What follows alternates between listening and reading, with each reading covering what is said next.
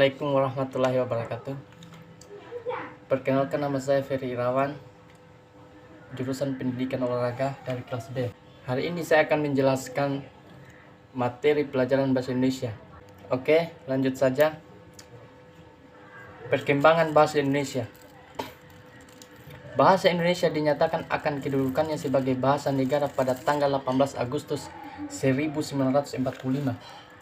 Karena pada saat itu Undang-Undang Dasar 1945 disahkan sebagai Undang-Undang Dasar Negara Republik Indonesia.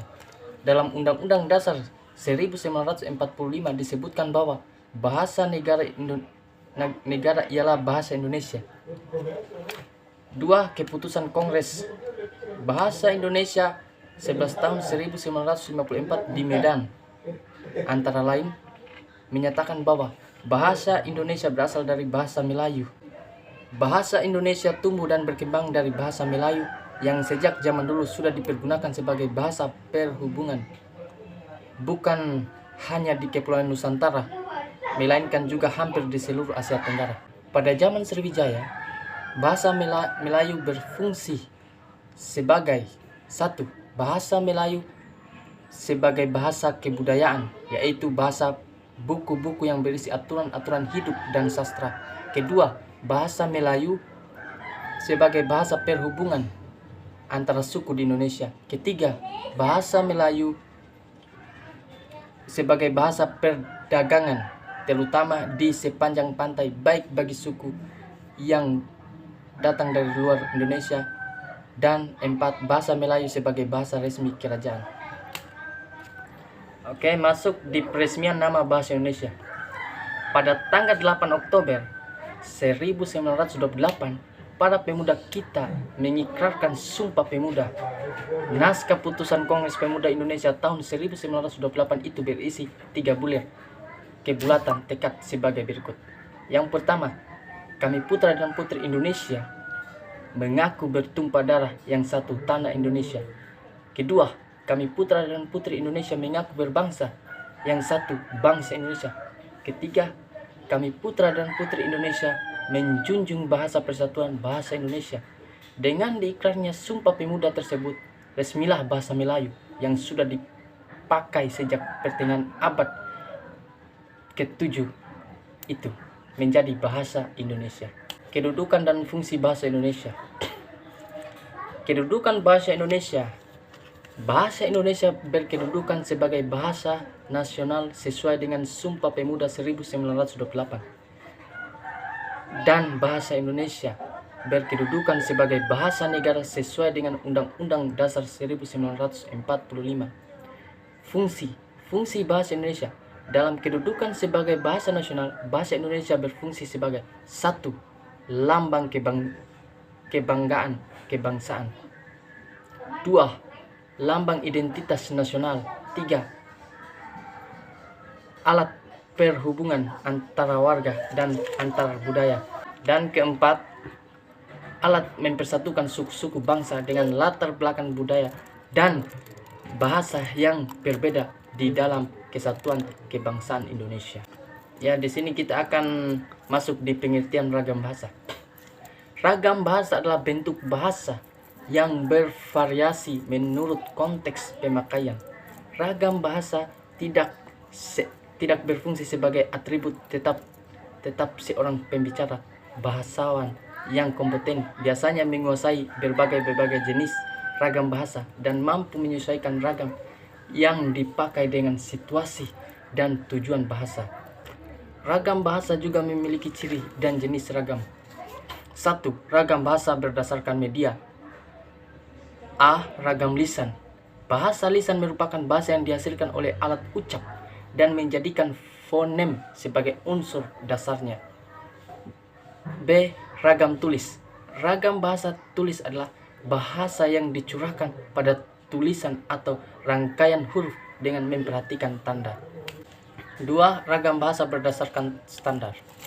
Ragam bahasa tidak dikategorikan berdasarkan medianya saja, tetapi terdapat penggolongan ragam bahasa atas standar atau kebakuan bahasa. Ada 3 ragam bahasa berdasarkan standar. 1. Ragam standar. 2. Ragam non standar. Ketiga, ragam semi standar. Ada ciri-ciri ragam bahasa ilmiah, yaitu 1. Baku. Baku itu tepat. 2. Logis. Logis yaitu denotatif yang berlawanan dengan konotatif. Ketiga, kuantitatif atau runtun, yaitu runtun. Pengertian ragam sosial. Ragam sosial yaitu ragam bahasa yang sebagian norma dan kaidahnya didasarkan atas kesepakatan bersama dalam lingkungan sosial yang lebih kecil dan dalam masyarakat. Misalnya ragam bahasa yang digunakan dalam keluarga atau persahabatan dua orang yang akrab dapat merupakan ragam sosial. Masuk di pengertian pedoman umum ejaan bahasa Indonesia atau PUEBI. Ejaan bahasa Indonesia atau EBI adalah tata bahasa dalam bahasa Indonesia yang mengatur penggunaan bahasa Indonesia dalam tulisan, mulai dari pemakaian huruf, penulisan kata, penulisan unsur, sarapan, serta penggunaan tanda baca. Masuk di penulisan kata. Kata dasar. Kata adalah satuan unit terkecil dari bahasa yang dapat berdiri sendiri dan tersusun dari morfem tunggal.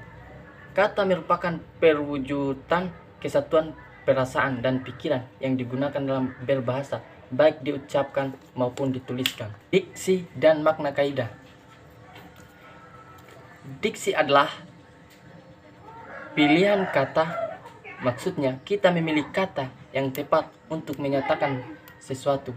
Pilihan kata merupakan satu unsur yang sangat penting, baik dalam dunia karang, mengarang maupun dalam dunia tutur setiap hari.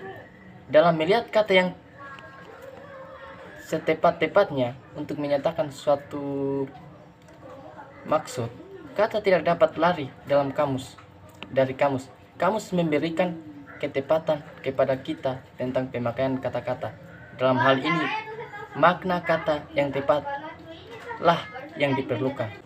Ada fungsi pilihan kata atau diksi adalah untuk memperoleh keindahan guna menambah daya ekspresivitas. Maka sebuah kata akan lebih jelas jika pilihan kata tersebut tepat dan sesuai.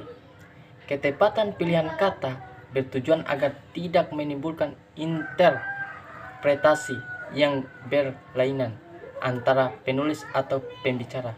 Adanya diksi oleh pengarang berfungsi untuk mendukung jalan cerita agar lebih runtut mendeskripsikan tokoh, lebih jelas mendeskripsikan latar waktu, latar tempat, dan latar sosial dalam cerita tersebut. Masuk di pengertian kalimat majemuk. Kalimat majemuk adalah kalimat yang mempunyai dua pola kalimat atau lebih. Cara membedakan anak kalimat dan induk kalimat, yaitu dengan cara melihat letak konjungsi atau kata penghubung. Dan ada jenis-jenis kalimat majemuk. 1. Kalimat majemuk setara. 2. Kalimat majemuk rapatan. Pembentukan dan perluasan paragraf. Pengertian paragraf. Paragraf adalah seperangkat kalimat yang membicarakan suatu gagasan atau topik. Gagasan utama sebuah paragraf dapat dicari dengan cara 1. Membaca kalimat satu per satu. Jika kalimat pertama atau kalimat kedua merupakan inti paragraf, berarti kalimat tersebut adalah gagasan utama paragraf yang bersangkutan. Kedua, jika kalimat pertama bukan inti paragraf, cermati kalimat terakhir paragraf tersebut. Ketiga, jika bukan pertama dan akhir inti paragrafnya, berarti gagasan utama paragraf tersebut tersisa pada setiap kalimatnya. Keempat, jika bukan pertama dan terakhir inti paragrafnya, berarti gagasan utama paragraf tersebut tersisa pada setiap kalimatnya. Kelima, jika kalimat intinya di awal dan di akhir paragraf, berarti kalimat utama paragraf tersebut ada di awal dan di akhir paragraf. Ada 3 poin syarat paragraf. Poin pertama, kesatuan makna atau koherensi. Kedua, kesatuan bentuk atau kohesi. Ketiga, hanya memiliki satu pikiran utama. Ada 3 jenis paragraf. Satu, berdasarkan sifat dan tujuannya. Berdasarkan sifat tujuannya memiliki 3 poin. Satu, paragraf pembuka, paragraf pengembang, paragraf penutup. Kedua, berdasarkan letak kalimat utama memiliki 3 poin. Satu, paragraf deduktif. Dua, paragraf induktif. Tiga, paragraf tanpa kalimat utama. Ketiga, jenis paragraf berdasarkan isi memiliki 5 poin. Satu, narasi. Dua, deskripsi. Tiga, eksposisi. Empat, argumentasi. Lima, persuasi. Masuk di metode pengembangan paragraf. Metode pengembangan paragraf ada 10 poin. Satu, metode klimaks dan anti klimaks. Dua, metode pandangan. Tiga, metode analogi. Empat, metode contoh. 5. Metode perbandingan dan pertentangan. 6. Metode proses. 7. Metode sebab akibat. 8. Metode umum dan khusus. 9. Metode klasifikasi. Dan terakhir, metode definisi luas. Sekian penjelasan dari saya. Jika ada kata-kata yang tidak dipahami atau tidak dimengerti, mohon dimaafkan. Saya tutupi. Wabillahi taufiq wal hidayah. Wassalamualaikum warahmatullahi wabarakatuh.